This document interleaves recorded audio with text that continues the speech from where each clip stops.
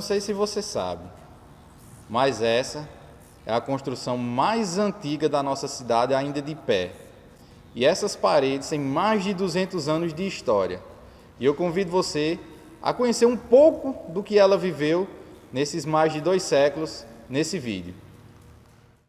Em 21 de março de 1766, Paulo Mendes de Figueiredo, Maria Teixeira de Melo, João Gomes de Melo e Mariana Dias Antunes doaram 120 mil réis para a construção da primeira igreja de Patos. Com relação à data de conclusão da igreja, existem 2 vertentes históricas. Alguns historiadores dizem que a construção dessa igreja partiu do ano de 1772. Já outros relatam que a conclusão dessa obra foi em 1772.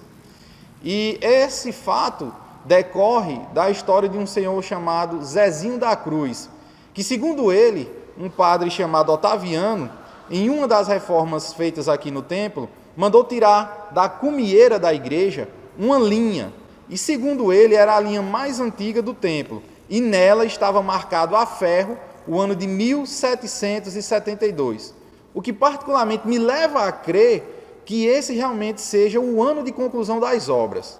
A paróquia de Nossa Senhora da Guia foi criada por força da provisão assinada por Dom Diogo de Jesus Jardim, bispo de Pernambuco, em 10 de junho de 1788.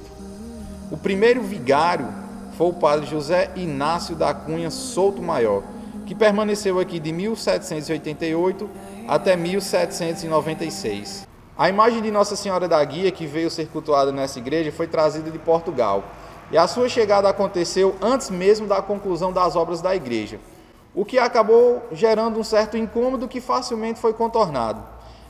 Os cidadãos patoenses, à época, improvisaram um pequeno altar embaixo de um pé de pereiro, que ficava aqui, na frente da igreja. Só que com a conclusão das obras e a transferência da imagem do altar improvisado abaixo do pé de pereiro para dentro da igreja, a cidade se dividiu em 2 grupos, conservadores e progressistas. Os conservadores queriam a permanência do pé de pereiro e a manutenção da tradição religiosa como aquele sendo o primeiro local de culto e veneração à imagem. Já os progressistas ansiavam pela derrubada do pé de pereiro para que nas imediações da nova igreja fossem construídas casas, comércio e algumas estruturas que trouxessem progresso à cidade. Eu não sei vocês, mas eu concordo com progressistas e concordo com conservadores. Não seria necessário tirar o pereiro para que a tradição religiosa se mantivesse e mantivesse uma história cultural na nossa cidade.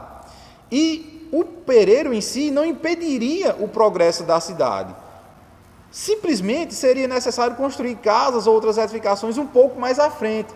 E seria muito melhor se tivesse construído um largo à frente da igreja, onde englobasse o pé de pereiro, englobasse as suas imediações, os arredores da igreja, e assim cessasse o conflito.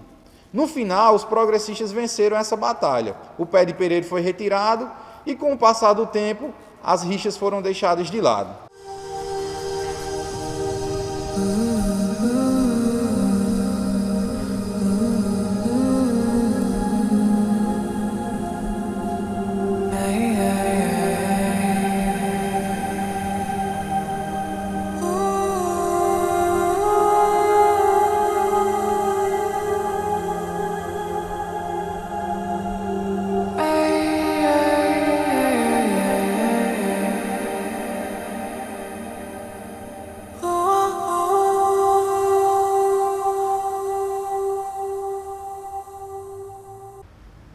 Em 30 de setembro de 1871, Joaquim Alves Machado, o primeiro padre genuinamente patoense, veio para sua terra natal e veio como auxiliar nessa igreja e, com o passar do tempo, acabou se tornando padre interino. Joaquim, como já era aqui da nossa terra, tinha um apelido carinhoso que era conhecido por todos. Chamavam ele de Padim Pade.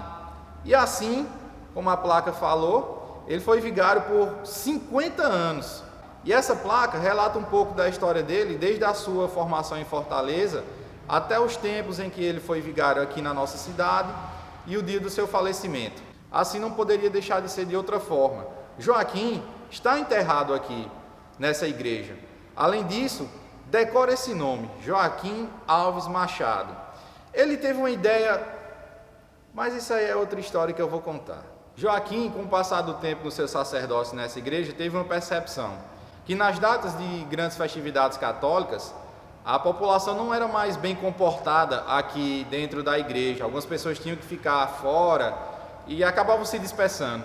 Então Joaquim teve a brilhante ideia de construir um patamar. O patamar seria mais ou menos um palco de baixa estatura, mais ou menos da altura do piso da igreja. Esse patamar ficava aqui na frente da igreja e foi feito todo em alvenaria, em madeira, e foi decorado, pintado e ilustrado de uma forma belíssima. Infelizmente, na década de 30, para uma melhor urbanização da cidade, o prefeito da época pediu para que fosse demolido esse patamar, para a construção da estrada que hoje fica à frente da igreja.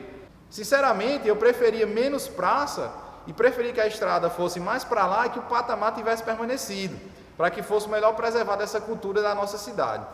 Eu sei que pode ser um pouco difícil de você visualizar ou de imaginar o patamar, então para isso eu vou te mostrar como era essa igreja na época de Joaquim. Com a construção desse patamar, os homens ficaram nas suas dependências e as mulheres dentro da igreja. Assim as celebrações foram feitas de forma mais ordeira e mais confortável. Partindo do relato da possível conclusão dessa igreja no ano de 1772, e levando em consideração que esse vídeo está sendo gravado no ano de 2021, ano que vem, essa construção vai fazer 250 anos.